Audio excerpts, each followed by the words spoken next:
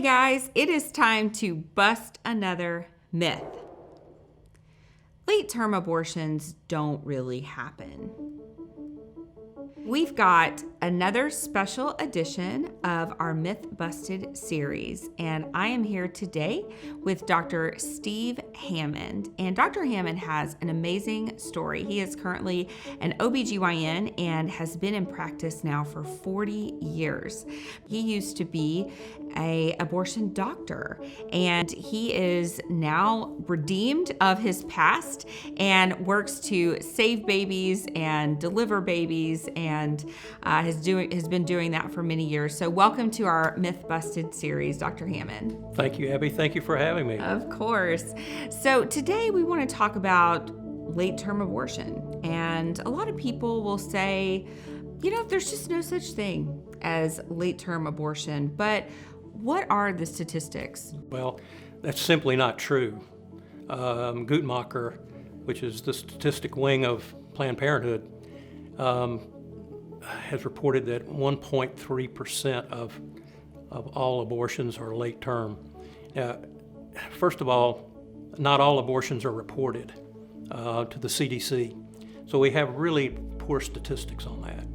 And secondly, abortion facilities do not report the gestational age of the babies that are being aborted, so we don't have that either. So it's really an estimate. And the third thing we don't really have is the definition of late term. It's generally felt that late term abortion means that a baby is aborted that would be viable or be able to live outside of the womb if it were delivered. 1.3% may sound like a small number, but when you consider there are about 1 million abortions in this country annually, a small percentage of a large number, still a large number. That comes out to about 12 or 13,000 of these late-term abortions annually in the United States. So we're talking about 13,000 babies that could potentially live on their own outside of their mother's womb that are being killed for various reasons. That's a lot of babies. It is a lot of babies. There was a study in 2013 that contradicted what some of the abortion providers said were the reasons for late-term abortions. They said things like fetal malformations and maternal sicknesses and so forth. In reality, the study that I mentioned said the reasons for late-term abortions are very similar to the ones for early abortions. Financial reasons, pressure from a boyfriend, a broken relationship, other social things that you can think of. So this late-term abortion is a gruesome thing, and very dangerous too, I might add. The baby is dismembered in utero. They actually pull the arms and legs off, the torso, the head, the largest part, has to be crushed to be able to come through the cervix. And it's dangerous because the uterus is distended more than it is in an early pregnancy, and the vascular supply is much greater. So the risk of perforation, the risk of blood loss, and all that's much greater. And this leads abortion doctors to prefer a technique, and that's called Euthanize and Deliver. They inject a lethal drug, a dose of digoxin, into the baby's heart to euthanize it, to kill the baby. And then they go through the process of induction and delivery. And they choose that mainly because the sharp bones of the larger baby that can damage the cervix and damage the uterus are not broken, and there's less chance of damage to the maternal soft tissues.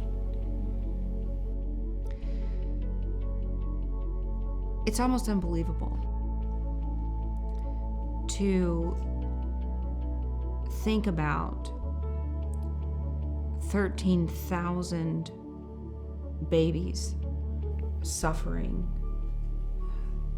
being killed in this way every single year in the United States alone. In this barbaric way. I mean, we know that life is life from conception. We know that these babies in the late term have the same infinite dignity and human value as a child that is aborted at 6 weeks. But there is something even more heinous about an abortion of a fully formed child, a viable child in the late term, a child that is no doubt tortured, that is suffering during its death. And I have to believe that many of these women, certainly not all, but many of these women choose this method of abortion because they are convinced by a medical professional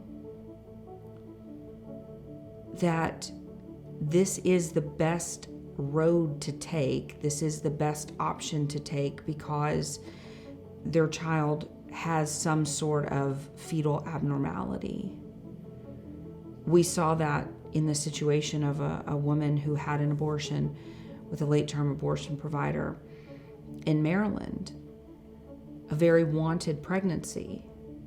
And then the 33rd week of her pregnancy, she was convinced by her physician to abort her baby. Both she and her baby were killed by the abortion doctor. I'd like to address something you touched on earlier. You mentioned the word torture.